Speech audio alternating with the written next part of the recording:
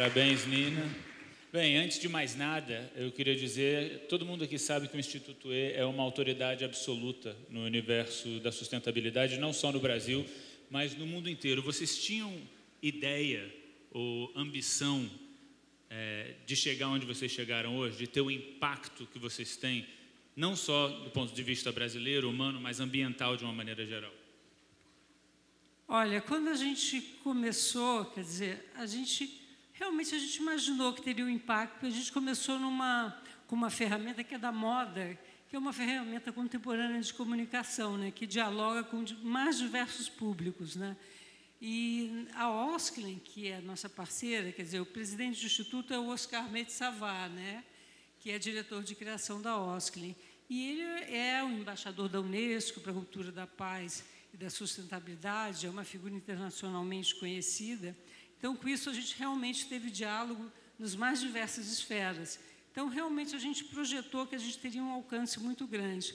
Mas o interessante é que foi a nossa trajetória, assim, logo a gente alcançou esse patamar de internacionalização, porque uma agência da ONU, que no caso é a Ethical Fashion Initiative, identificou um dos nossos projetos, o eFabrics. Ele falou, bom, esse projeto que é de empoderamento de artesãos, de geração de renda, ele pode ser reproduzido em qualquer parte do mundo. E assim foi, imediatamente convidou a gente para trabalhar no Haiti. Agora, se não fosse o coronavírus, né, que está reduzindo tantas viagens, a gente já estaria na África lusófona, a gente está preparando, assim que baixar essa onda, a gente vai para a África. Então, com isso, realmente, a gente galgou rapidamente outras plataformas e fomos ganhando outros parceiros, outras esferas. E agora, essa parceria com a Porto Belo é um exemplo disso. A gente não se limita à moda, tá? Eu acho que quando a gente foi conversar com a Porto Belo, vimos tudo que a Porto Belo vem fazendo, né? Que enfim, é liderança no setor, recicla a sua água, mais de 99% dos seus resíduos também são reaproveitados e tudo mais.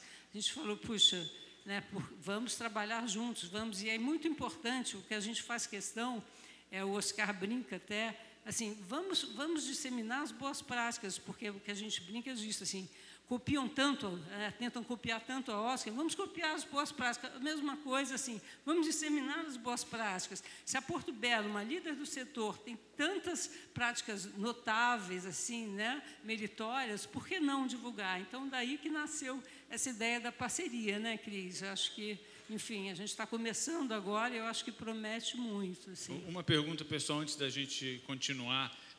Eu sou fã absoluto do pirarucu, né, o material com que vocês usam e descobriram e catapultaram, que, de certa maneira, hoje em dia virou um símbolo da moda, mas muito por causa do design. Como que o design pode agregar valor a um material que, como a pele do pirarucu, poderia e era jogado, descartado? Olha, a moda, ela traz o design, que eu acho que é uma coisa comum a todo mundo que está aqui na mesa. Marcelo, Porto Belo, né? Ela é o que a gente chama do novo luxo. A estética tem que andar junto com a ética, porque a gente entende que não adianta desenvolver um produto que ele não seja esteticamente desejável. Até para você fazer essa economia do bem, né? Ela progredir, né?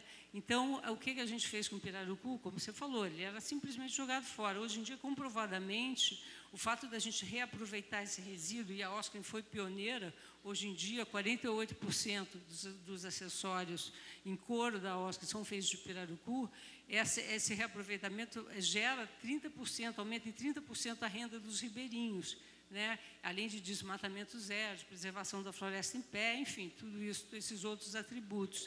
Então, assim, para nós, o design é absolutamente fundamental. E design é igual à ética. Se você for ver a origem da palavra, desse termo, em grego, vem do ethos, que é um modo de ser, é um compromisso mesmo. Isso tem que estar no nosso DNA. Acho que a gente está no momento da humanidade que a gente tem que rever o nosso critério de beleza, né? Belo tem que passar por justiça social, né, por questões éticas, é isso. Marcelo, eu recentemente fiz uma matéria em Xangai E falou-se muito sobre um ditado chinês que meio que virou um clichê global, que é: me dê um peixe, me alimente por um dia, me ensine a pescar, me alimente para a vida inteira. E o seu conceito de trabalhar, você é meio que um microcosmo dessa ideia, dessa ideologia. Quão importante é você preservar, é você permitir que aquela comunidade que você ajuda com o seu trabalho possa ser autossuficiente depois da sua partida? Bom, boa tarde, Pedro. Enfim, bom, essa é uma questão bem complexa. Enfim, mas eu parto do entendimento da empatia e do saber da troca, né? Eu entendo hoje que a gente tem um país riquíssimo de saberes, né? A construção dele, né? A forma que ele foi construído, esse país, não valorizou, né? A forma que a nação, né? Que a nossa... a gente vem do índio, do negro, desses saberes da relação com a terra, e nada disso hoje é de alguma forma reconhecido a partir dos saberes dessas pessoas. Quem trabalha com a terra, né, quem faz o nosso alimento, ele não é reconhecido com seu saber, com seu valor, né? E a gente tem muitas vezes a gente vai no lugar, a gente simplesmente olha pela mão de obra. Ele pode fazer algo para mim, né? Ele pode desenvolver algo para mim. E a gente começa nas nossas relações com as comunidades sempre perguntando o que sua avó fazia. O que interessa para a gente é uma arqueologia afetiva, né? Começar a cavucar essa terra, né? Que foi cobrindo, que foi deixando esse saber de alguma forma não reconhecido pelas próprias pessoas que lá vivem e por nós que não reconhecemos isso, né? Então eu acho que o nosso trabalho hoje está muito mais nesse movimento de tirar essa terra junto, né? Reconhecer o que a gente tem a aprender e o que a gente aprendeu, o que a gente tem nesse mundo aqui, né? Da ciência, a partir da comunicação também, que me foi dado junto com o meu trabalho, né? De arquitetura e design. Eu atingi um espaço de comunicação muito grande. Então, eu comecei a entender que eu poderia colocar isso a serviço, né? Com o design.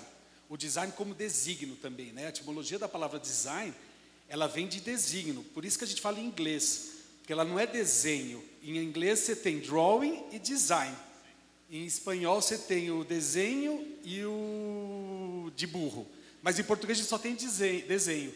Só que design é o designo de necessidade da humanidade, do que as pessoas necessitam. E quando a gente começa a olhar para esse entorno nosso, né, o que a gente precisa é reconhecer o valor das pessoas, dessa grande massa. A pergunta, eu estou escapando da pergunta, como a gente cria sustentar a autonomia das pessoas quando a gente sai. Na verdade, a gente está prototipando formas de se relacionar e de desenhar relações. A gente desenha relações de parcerias. Até hoje, a maioria das comunidades que a gente tem trabalhado, a gente não saiu. A gente constrói, é como uma empresa que ela fundou e conforme o tempo vai passando, você tem consultores, né? Não é o mesmo pensamento lá de 30 anos, quando você construiu uma empresa, que você nunca mais mudou, que você não se adequou ao mercado. Então eu entendo que nessas trocas, né, também de busca de mercado, a partir do saber ancestral, e a partir desse saber, desse desenho, né, desse design, desse objeto, ele estimula outros desenvolvimentos dentro da comunidade que transcende o objeto. Alguém está entendendo alguma coisa? Claro que tá muito doido, não? Não, a gente está viajando com você. Mas eu acho leva que a gente. É um grande desafio, porque na verdade, o que é essa sustentabilidade também de uma comunidade, né? São desafios tão grandes. A gente está trabalhando há 10 anos numa comunidade que não tem água. Até agora, esse ano, talvez a gente vai conseguir, né, a partir de uma relação também com o governo, com político, levar água. Agora, você imagina um lugar que até hoje, que dia é hoje? Hoje é 10 de março de 2020, existem pessoas que vivem sem água. Uma comunidade de 900 pessoas que caçam água. As pessoas saem para caçar água. É inacreditável. E são pessoas que, assim, não é que eles são burros, não é que eles são procrastinados, não é que eles são ignorantes. Não, são iguais a gente chega lá, é uma grande surpresa. Que assim, eu ia falar, a gente tem a pretensão de, desculpa de interromper, de achar que a gente só está ensinando, mas com essas pessoas a gente está aprendendo, na verdade. Absolutamente, resiliência, né? Tantas coisas, né? O amor com o próximo, com a empatia. Lá em Várzea Queimada, uma vez por semana chega água na caixa d'água. A prefeitura leva o caminhão pipa.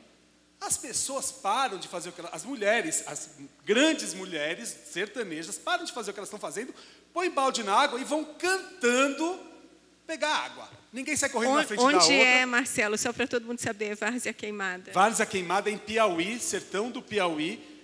Várzea Queimada é uma comunidade de 900 moradores.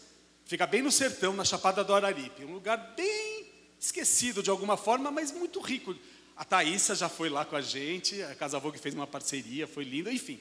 Mas as mulheres vão cantando e cada uma pega, porque ninguém vai correndo, porque ela sabe que vão deixar para ela. Imagina acabar a água aqui, chegou a água lá. A gente se mata para atravessar essa porta, a gente mata quem está atrás da gente para pegar, e a gente vai pegar mais do que a gente precisa com medo da falta. Enfim. Já falei muito. Não. Eu acho que esse é o nosso aprendizado. E eu olho para uma comunidade não como uma unidade extrativista de algo, não como uma unidade produtiva de algo. Eu olho para uma comunidade como uma universidade de saberes ancestrais. Então essa é a nossa busca, então essa é a nossa troca. E o sonho é ter um lugar como Várzea Queimada, por exemplo, que possa receber pessoas do mundo todo para entender de cidadania.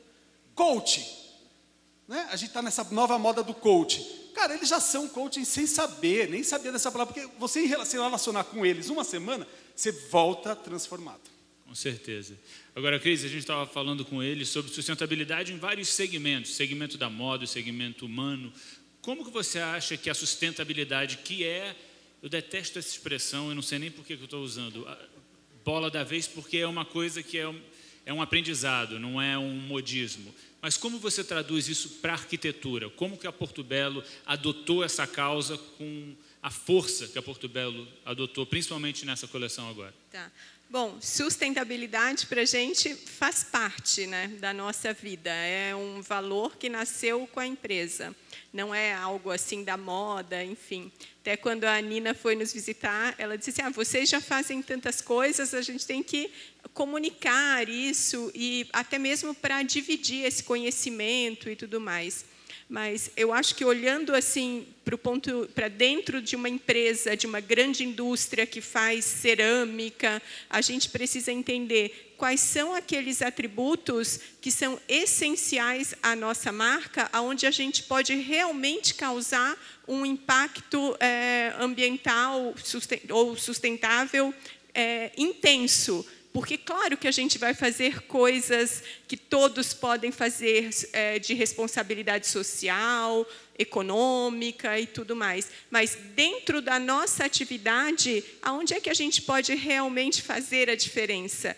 E, na Porto Belo, a gente pensa isso com o nosso próprio processo. Então, a gente se preocupa muito com a terra, a argila, de onde ela é retirada, que é a nossa matéria-prima, com a água, porque ela é essencial no nosso processo produtivo, com a energia, porque essa terra é queimada, então ela precisa de energia para passar por essa transformação, e com o processo que envolve tudo isso, para que a gente gere menos resíduos, e com o design, porque se a gente utilizar o design de uma forma consciente, a gente consegue comunicar isso tudo para mais pessoas, e a gente consegue aprimorar também esse processo e criar uma consciência de sustentabilidade.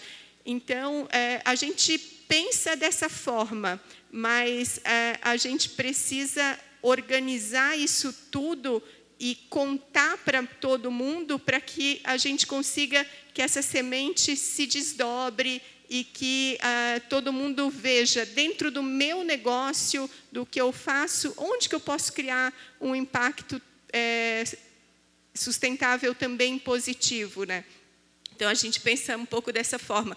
Então, por isso é muito importante para Porto Belo interagir, por exemplo, com a Nina, com o Oscar, com o Instituto E, para ter um know-how de transformar isso realmente num sistema, né? Envolvendo cada vez mais pessoas e disseminando isso. E com o Marcelo, por exemplo, porque assim como ele tem a força dessa comunicação, ele precisa ter parceiros que também fazem a ponta da distribuição ou de algum tipo de suporte, enfim. Então, acho que, no final das contas, cada um tem que ver onde pode ser mais eficiente assim, no impacto na natureza, na sociedade, na economia, e tem que agir em rede, que eu acho que esse também é um grande segredo para que a gente consiga dar mais saltos, né?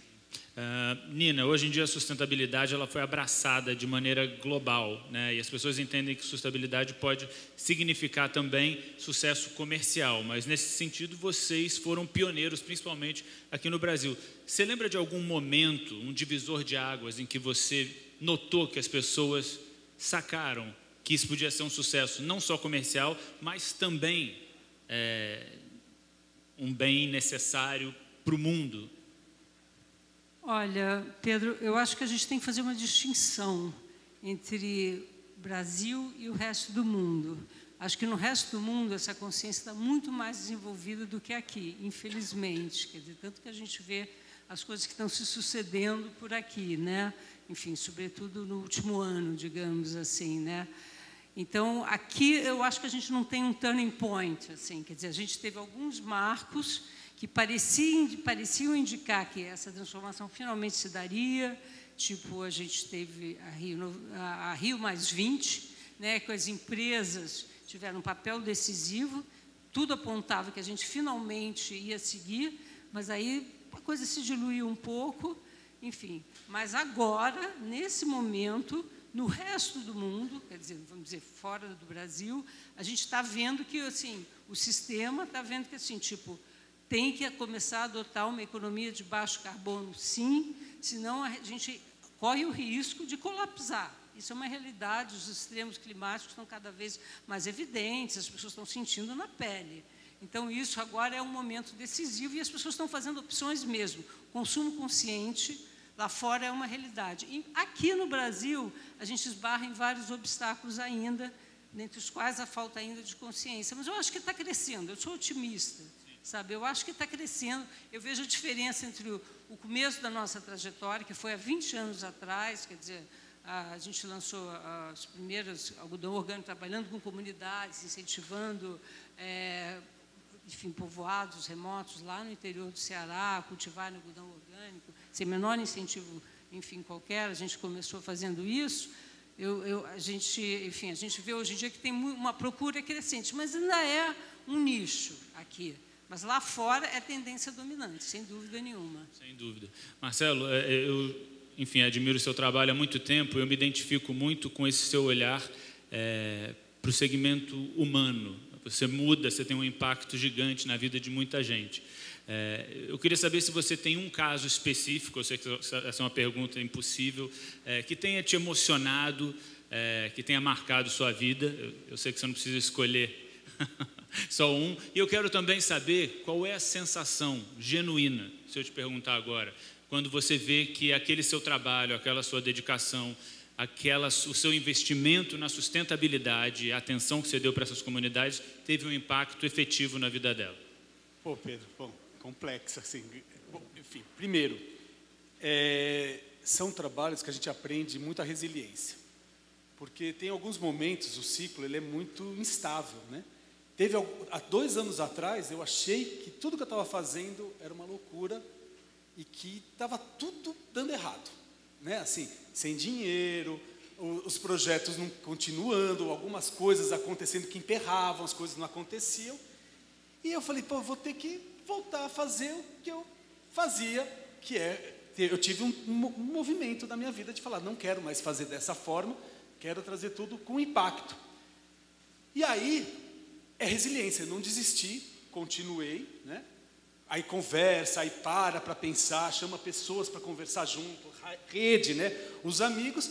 E aí agora, por exemplo, esse ano aconteceram coisas incríveis que fazem eu falar assim, continua, tá certo. Falta coisas ainda, por exemplo, dinheiro, mas acho que não é uma questão pessoal única, né? Mas enfim. Mas Várzea Queimada vai chegar água, né? Produzindo sem parar uns produtos, que a gente fez uns brinquedos para uma comunidade na Amazônia, para uma política pública de primeira infância, onde a comunidade produz esse brinquedo, vende para a política pública e volta para a comunidade brincar, que é quebrar aquela energia escravocrata que a gente tem no Brasil, de quem é a mão de obra não pode consumir aquilo que produz. E de alguma forma a gente conseguiu, dentro de uma política pública, fazer brinquedos de madeira que fala da história dessas crianças, pelos pais, vende e volta, e eles brincam. Então, o design a serviço do brincar, que estava parado esse projeto, e agora estão em todas as comunidades do Baixo Amazonas. A gente recebeu foto agora faz 2 semanas, e aí realmente eu fico muito emocionado. Mas são ciclos, assim, a mesma coisa em Itamácio, a Porto Belo, né? Eu falei que eu não ia fazer mais loja. Resolvi que eu não ia fazer nunca mais loja. Não dá spoiler da tua palestra. Não, enfim. Mas é isso. Aí a Farm me chama para fazer as lojas nos Estados Unidos deles. Aí falei, loja da Farm, Estados Unidos, adoro a Farm. Falei, bom, uma oportunidade, já que ela fala de Brasil, é uma oportunidade de colocar só peças de comunidades, de trabalho. É uma desova. A gente precisa de espaço, a gente precisa comunicar o que a gente está fazendo, ou o que as comunidades fazem. Em Nova York, nenhum lugar melhor. Fizemos, aí eu fiz um post bem assim, quase com, meio lá, fiz um post falando de um elemento que a gente tinha usado na loja. A Porto Belo, que se chama Cris, viu o Instagram e chama a gente. E aí eu estou aqui por conta de um Instagram, por conta de uma loja que eu não queria fazer, e que eu falei que eu não ia mais fazer. Então, assim, é tudo muito cíclico, é muito caótico, como eu estou falando agora, né? Mas é isso. Quando tem essas coisas que acontecem, como a água chegar em Várzea Queimada para 900 moradores, é uma loucura. Isso é uma loucura. Várzea Queimada vai abrir a torneira e vai ter água. E assim, eu fico emocionado, claro, mas me traz responsabilidade, porque eu tenho muito mais ainda para fazer. Quero transformar a Várzea Queimada numa universidade de saberes ancestrais. Aí já tem outras ideias, então vão passando, né? E um turn point, assim, uma coisa que mudou a minha vida. Eu comecei a fazer um projeto numa favela aqui na zona sul de São Paulo, só que era o meu lado B, né? Eu estava lá confortável, no meu escritório, meus clientes, e aí tinha uma pessoa que me dava uma consultoria, uma menina incrível, que mal tinha dinheiro para comer, mas ela vinha de ônibus de Santos, e sempre rindo, sempre alegre. E eu brinco que era super hippie, assim, uma menina hippie, entregue para o mundo, para a verdade dela, né, para a coisa do trabalho em comunidade. E um dia, 10h30 da noite, eu fechando a porta do meu escritório, né, eu olhei e ela rindo, que ela ia pegar ainda o ônibus, toda feliz, a gente feliz comemorando, né, mas ela ia acordar depois cedo, que ia viajar. E eu falei assim, nossa, eu invejo você, eu queria fazer o que você faz. Ela olhou com um susto para mim, ela abriu o olho desse tamanho, eu falei assim, você não faz porque você não quer. Foi aí que eu mudei. Ela foi a minha mudança. Eu olhei para ela e falei, caramba, o que me segura para não estar fazendo o que eu acredito?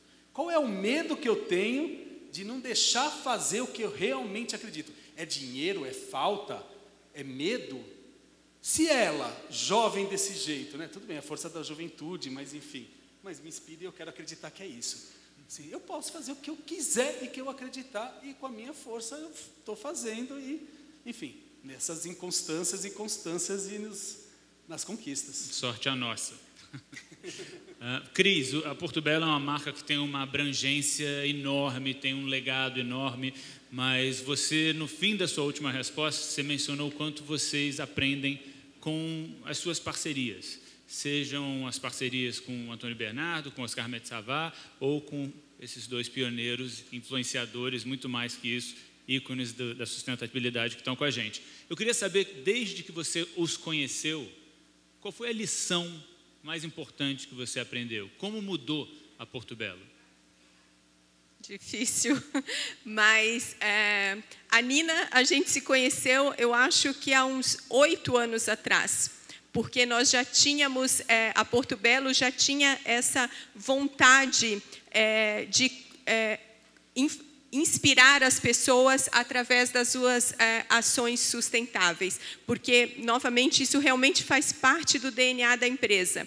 Aí, quando nós conhecemos o Instituto E, e fomos conversar com a Nina, eu e o meu chefe na época, o Edson Moritz, foi assim transformador para Porto Belo. Nós não começamos a fazer nada naquele momento, mas, se não me engano, em 2 conversas, a gente aprendeu como o processo era importante na sustentabilidade, como era importante envolver as pessoas da empresa nisso. A partir disso, várias coisas aconteceram. Claro que eram coisas que a gente já tinha ideias de fazer, mas criar os nossos comitês de sustentabilidade, envolver todos os funcionários nisso, porque é sempre um trabalho coletivo. A gente tem uma máxima na Porto Belo que é crescer juntos. Então, nós, como empresa, podemos fazer muitas coisas, como eu já disse aqui, daquilo que é essencial para o nosso processo. Mas a diferença no mundo mesmo é crescer juntos. Então, se eu, como marca, estou falando assim em nome da empresa, não eu, Cristiane, né? Consigo inspirar alguém a se envolver num programa voluntariado, consigo inspirar alguém a ensinar como respeitar o meio ambiente numa escola em Tijucas, consigo fazer com que a gestão de uma comunidade onde a gente tem uma jazida seja feita de uma forma mais profissional, enfim, isso tudo são exemplos que acontecem na Porto Belo e que vem por conta da inspiração da marca com relação ao tema que envolve as pessoas, os funcionários e a própria comunidade. E isso me marcou muito quando a gente foi conversar com o Instituto E e que ela nos contou desse caso que você já citou aqui, do Pirarucu, me contou também do caso de recuperação da orla ali do rio. Então, naquele momento, a gente despertou para isso, de que a sustentabilidade deveria virar um processo e deveria ter desdobramentos dentro da empresa livres, que outras pessoas poderiam tomar essa iniciativa. Então, empoderar também as pessoas a fazerem coisas inspirados pela Porto Belo. E o Marcelo, meu Deus, é muito transformador, desde que a gente se conhece, assim, uma inspiração de liberdade. Isso que ele disse agora, mas por que você não faz? Que alguém te falou?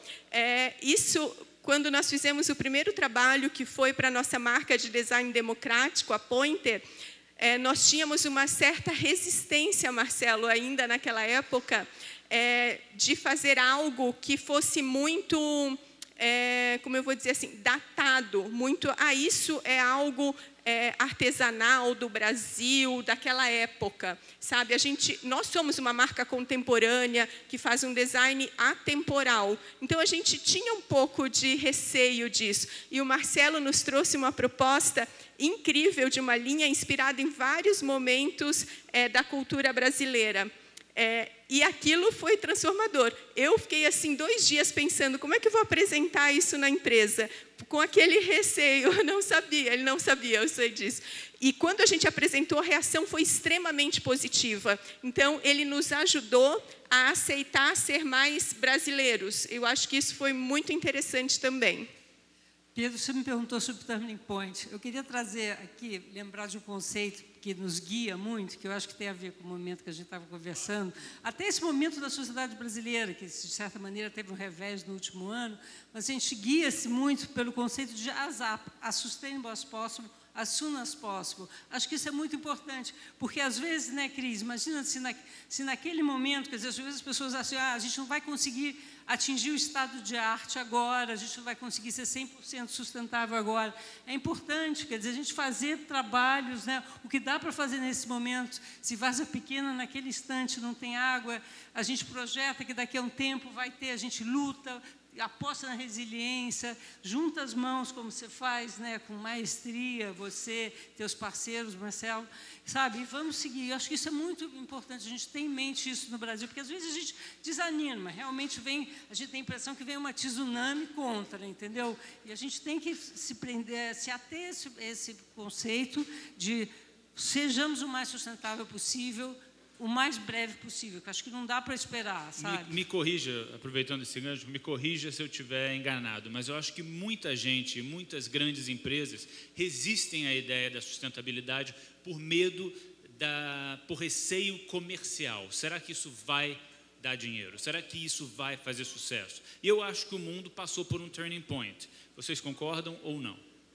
Totalmente, totalmente, assim, tipo, lá fora é decisivo, assim, ou você se torna sustentável, com metas a serem cumpridas imediatamente, tem os ODS, que, para quem não sabe, Objetivos de Desenvolvimento Sustentável, que virou, assim, um marco, tipo, as empresas já estão se orientando por elas, Objetivos de Desenvolvimento Sustentável foram estabelecidos pela ONU, até 2030 você tem que se adaptar a elas, a Porto Belo já está trabalhando com isso, outras empresas, grandes empresas também, e aqui também a coisa está chegando com muita força, sabe? E as pessoas não vão ter opção. E assim, como eu falei, aqui ainda é incipiente esse consumo consciente, mas está não crescendo, as pessoas já estão fazendo escolhas. Então, assim, você vê, as pessoas dizem, não, está diminuindo o consumo de carne, por exemplo, está diminuindo, as pessoas estão perguntando quem fez minhas roupas, sabe? Então, isso está sendo um critério de escolha mesmo. A gente está falando de projetos transformadores e enormes. Do ponto de vista menor, pessoal, a pessoa que está em casa assistindo, a pessoa que está aqui assistindo, qual o impacto que ela pode ter, o que a gente pode fazer para contribuir, para ajudar, para mudar o mundo assim como vocês mudam? Quem quiser.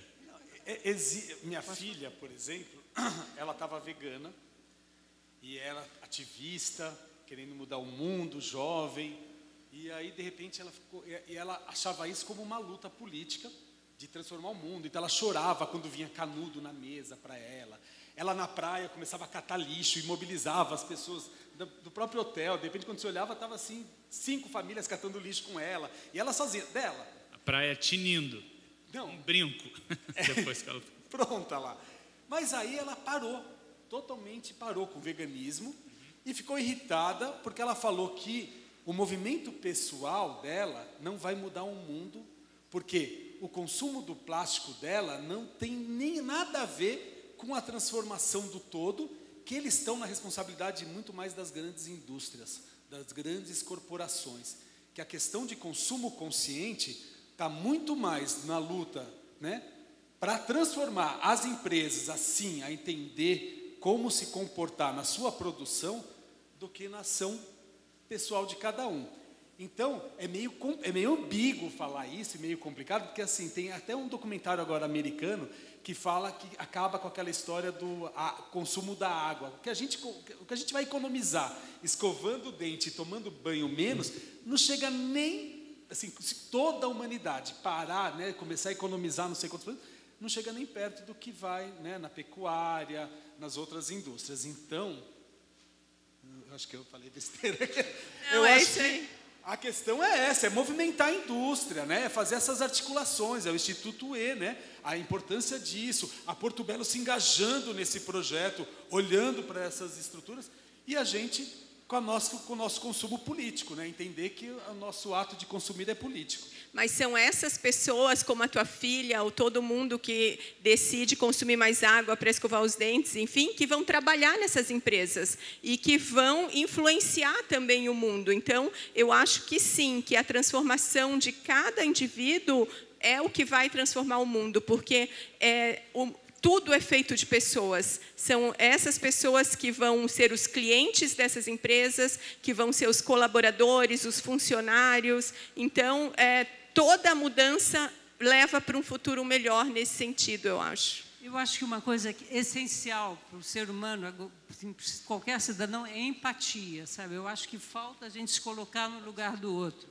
Seja do ribeirinho, seja do artesão e seja do dono de empresa, por exemplo, e aí entender que ele tem que pensar no ganho da empresa, tem que pensar como fazer aquela empresa ser capaz de pagar os salários e tudo mais, e não exigir que ele transforme a linha de produção dele assim, de noite para o dia. Quer dizer, realmente a empatia, se colocar no lugar do outro e trabalhando isso internamente e externamente. Eu acho que isso falta, e a gente está num caminho muito perigoso, que é da polarização.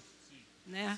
Infelizmente. Então, a gente tem que ter muito cuidado, fazer esse exercício cotidianamente, desenvolver a empatia dentro da gente e, enfim. Sim. Arrasou. Recentemente eu fiz uma pauta que me marcou muito em Bali. Eu não sabia disso, mas a Indonésia é o maior poluente depois da China dos mares. É uma loucura. E essa menina de 13 anos, se eu não me engano o nome dela é Malati, ela começou uma organização chamada Bye Bye Plastic Bags. Ela acabou de ganhar um prêmio, que é o prêmio de sustentabilidade, o maior prêmio de sustentabilidade para uma pessoa com menos de 16 anos. Você mencionou polarização. Uma figura que polariza politicamente também é a Greta Thunberg. A gente tem também greves climáticas, etc. Você acredita que essa nova geração talvez seja uma geração que vai ter um impacto e vai enxergar essa linguagem, enxergar esse mundo que vocês enxergaram há algum tempo atrás? Olha, esperamos primeiro que a gente consiga deixar o mundo viável para eles, né? Porque tá complicado, né? Para dizer o mínimo. Mas com certeza, eu acho que eles estão fazendo o papel, eles estão no caminho certo. Tem mesmo que gritar, que realmente a coisa está num ponto limítrofe, sabe? Eu acho que o mundo tem que dar uma guinada, a gente tem que fazer outras opções para que eles tenham futuro, né? Realmente, então, eu acho que eles estão fazendo certo. Acho que é por aí mesmo. E mais uma pergunta, do que vocês, eu não quero fazer uma pergunta difícil, mas olhando para trás, do que vocês mais se orgulham? Assim, do que vocês viram e falam, apesar de obstáculos, barreiras, controvérsia, política, isso eu fiz direito. Eu, começando por mim, nossa, que responsa. Olha... Algumas, bom... São tantas. Não são tantas, não. O que é isso? Eu acho que, da mesma maneira que eu acho que Marcelo, Cris, acho que ele tem ajudado a transformar algumas vidas, sinceramente. Eu acho que isso é o principal, a coisa mais gratificante que me permite encostar a cabeça no travesseiro e dormir tranquilamente. A gente tem vários depoimentos, grupos de alguns diferentes matizes, assim, refugiados, mulheres enfim... do Haiti, sabe? Que por exemplo, com a renda que a gente conseguiu, com o trabalho que a gente conseguiu gerar, como dignificou a vida delas, como que elas conseguiram passar a ter filhos na escola, sabe? Esses depoimentos, assim, bem autênticos, isso realmente é o mais gratificante para mim, sabe? E preservação de algumas áreas, por exemplo. A própria coisa da Restinga, que parece uma coisa, assim, sem muita, né?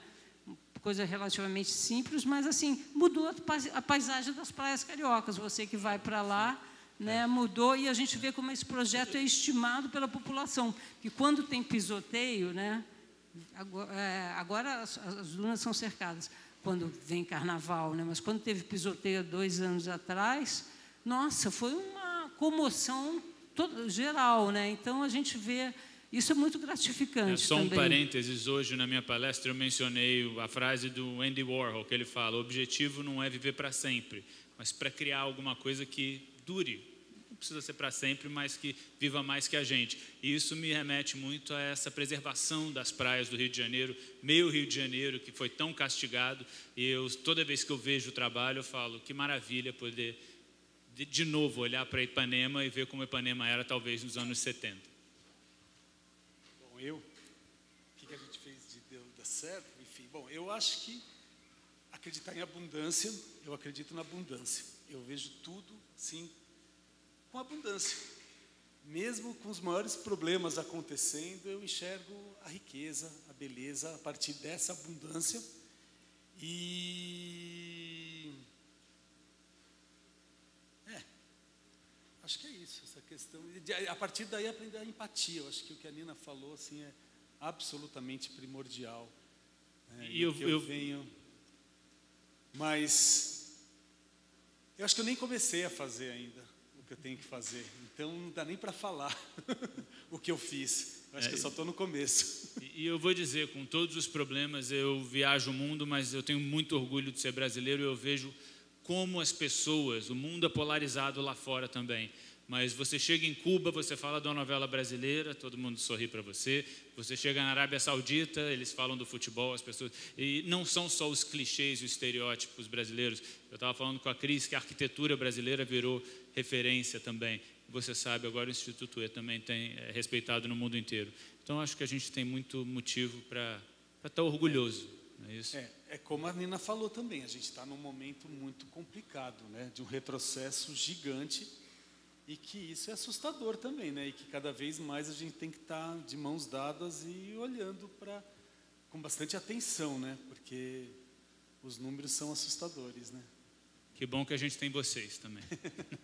Bom, eu acho que o orgulho para a nossa marca é conseguir criar essa rede, essa comunicação, esse diálogo com um público tão grande e a gente ter condições de aprender também com essa rede, também com pessoas que têm mais know-how, mais expertise que a gente nesse tema de sustentabilidade, de design, e conseguir compartilhar isso.